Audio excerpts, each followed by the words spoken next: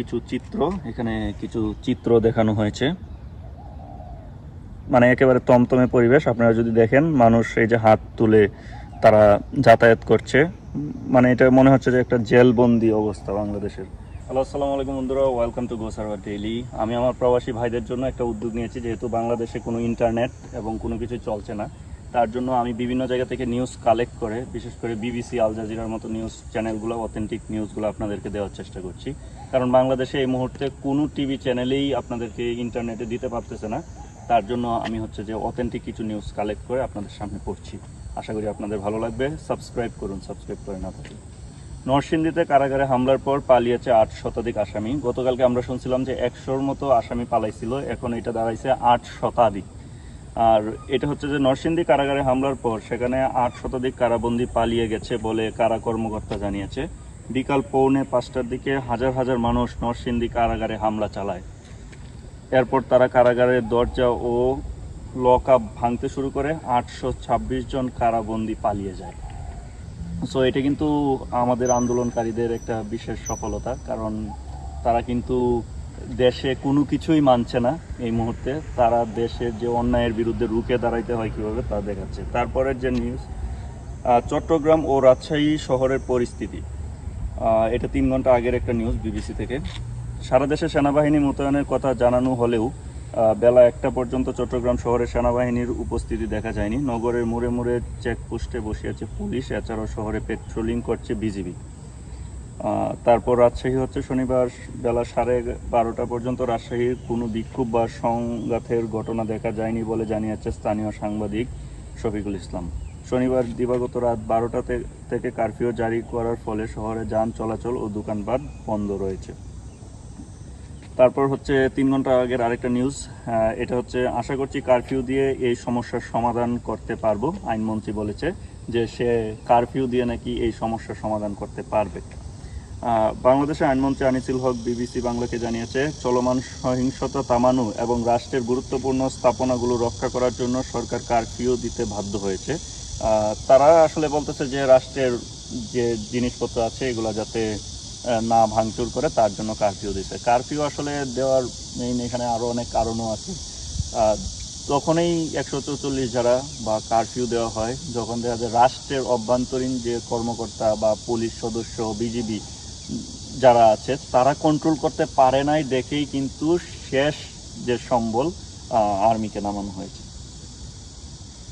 এখানে 4 ঘন্টা আগের একটা নিউজ, রংপুরে থমথমে পরিস্থিতি। রংপুরে নাকি অনেক থমথমে পরিস্থিতি। এখানে বলা হয়েছে, কারফিউ জারির পর শনিবার সকাল থেকেই রংপুরে থমথমে পরিস্থিতি বিরাজ করছে। রংপুরের প্রধান সড়কগুলোতে টহল দিচ্ছে সেনাবাহিনী। সেখানকার প্রধান সড়কে যান চলাচল দেখা যায়নি বলে জানান স্থানীয় সাংবাদিক ও শাহরিয়ার মিন। এছাড়াও শহরের বিভিন্ন মোড়ে সীমিত পরিসরে স্থানীয় লোকজনের দেখা গেছে বলে জানান তিনি। তারপর 4 ঘন্টা আগের আরেকটা নিউজ হচ্ছে, ঢাকা নারায়ণগঞ্জ লিংক রোডে গাড়িতে আগুন। 5 ঘন্টা আগের আরেকটা নিউজ, কোটা আন্দোলনের অন্যতম সমন্বয়কারী নাহিদ ইসলাম আটক হয়েছে। নাহিদ ইসলামকে সকাল 10টায় তাকে আটক করা হয়েছে। তারপর গণ অধিকার পরিষদের নুরুল হক নূর আটক হয়েছেন।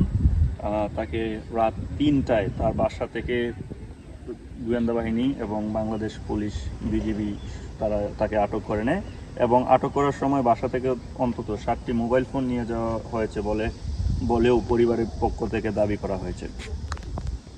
তারপর এখানে বলা হয়েছে যে শুক্রবারের সহিংসতায় সারা দেশে অন্তত 56 জনের নিহত হয়েছে। একটা চ্যানেল বলতেছে যে এটা 67 জনের মতো মৃত্যু হয়েছে, টোটাল 103 জন। এটা হচ্ছে সকালের নিউজ, 7 ঘন্টা আগের নিউজ। এইটা মনে হয় এখন আরও বেড়ে দাঁড়িয়েছে ধারণা করা যাচ্ছে। তারপর যদি আমরা দেখি যে হাইকোর্টের রায় বাতিল চাইবে রাষ্ট্রপক্ষ। অ্যাটর্নি জেনারেল বলছে যে হাইকোর্টের রায় বাতিল চাইবে। এই জিনিসটা যদি 2-4 দিন আগে চাইতো তাহলে তো আমাদের ছাত্ররা এরকমভাবে মারা যাইতো না এবং সাধারণ মানুষের এত ক্ষয়ক্ষতি হইতো না। বুঝলো, কিন্তু দেখা যায় যে হারায়া, মানে আমাদের দেশের মানুষের আসলে জীবনের কোনো মূল্য নাই। মানে এখন বলতেছে যে হাইকোর্টের রায় বাতিল চাইবে রাষ্ট্রপক্ষ কি এটা আর কিছুদিন আগে চাইলে পারতো না?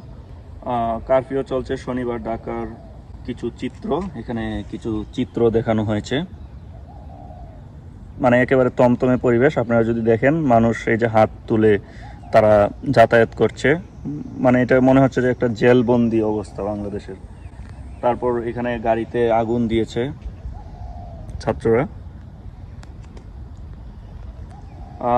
এবং 41 মিনিট আগে বলা হয়েছে যে নাহিদকে আটক করা হয়েছে। কোটা আন্দোলনের যে সমন্বয়কারী তাকে আটক করা হয়েছে 7 ঘন্টা আগে, কিন্তু এখানে বলছে যে নাহিদ ইসলাম এখন কোথায় আছে।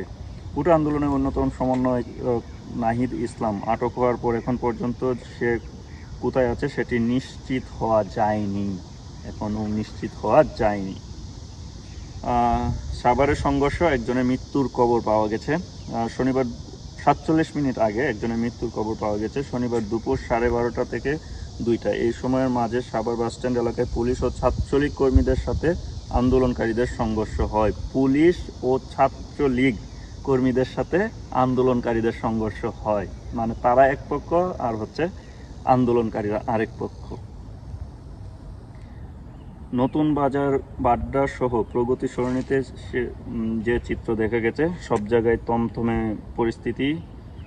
এই যে এই চিত্র দেখিয়েছে, শুধু পুলিশ বাইরে ঘুরপাক করছে কিন্তু আন্দোলনকারীরাও আছে, থমথমে পরিস্থিতি বিরাজমান। বিএনপির নেতা নজরুল ইসলামকে আটক করা হয়েছে। বিএনপির নেতা নজরুল ইসলামকে আটক করা হয়েছে তার বাসা থেকে। এর জন্য বিএনপির চেয়ারপারসন প্রেস উইং থেকে এক খবর নিশ্চিত করা হয়। মির্জা ফখরুল ইসলাম আলমগীর ঘটনার উদ্বেগ প্রকাশ করে অবিলম্বে তার মুক্তি চাচ্ছে। প্রধানমন্ত্রীর 2 বিদেশ সফর বাতিল হয়েছে। প্রধানমন্ত্রী শেখ হাসিনার পূর্ব নির্ধারিত স্পেন ও ব্রাজিল সফর বাতিল হয়েছে। শুক্রবার পররাষ্ট্র মন্ত্রণালয়ের পক্ষ থেকে এই ঘোষণা এসেছে বলে জানিয়েছে প্রধানমন্ত্রীর ডেপুটি প্রেস সচিব ইমরুল কায়েস। তিনি জানিয়েছেন, কোটা সংস্কার আন্দোলন নিয়ে দেশের উদ্ভূত বর্তমান পরিস্থিতি বিবেচনা করে প্রধানমন্ত্রী এমন সিদ্ধান্ত নিয়েছে। তো এই হচ্ছে দেশের পরিস্থিতি, আপনাদেরকে জানানোর চেষ্টা করলাম। আমি আপনাদেরকে এর আগের ভিডিওতেও বলেছি, আমার চ্যানেলে মোটামুটি 15,000 সাবস্ক্রাইবার হয়ে গেছে। এখান থেকে আমি যে আর্নিংটা আসছে মেডিকেল ইকুইপমেন্টের জন্য, এবং যারা আছে আমাদের ফ্রেন্ড সার্কেল বা যারা আন্দোলন করছে তাদের জন্য আমি পাঠিয়ে দিয়েছি অলরেডি। আর আপনারা যদি ওদের পাশে থাকতে চান, মেডিকেল ইকুইপমেন্ট এবং খাবার দিয়ে যদি সাহায্য করতে চান, তাহলে নিচে ডেসক্রিপশনে ইনফরমেশন দেওয়া আছে, আপনার ব্যাংক অ্যাকাউন্ট নাম্বারে আন্দোলনকারী যারা আছে তাদেরকে সাপোর্ট করতে পারেন। So thank you very much, thank you.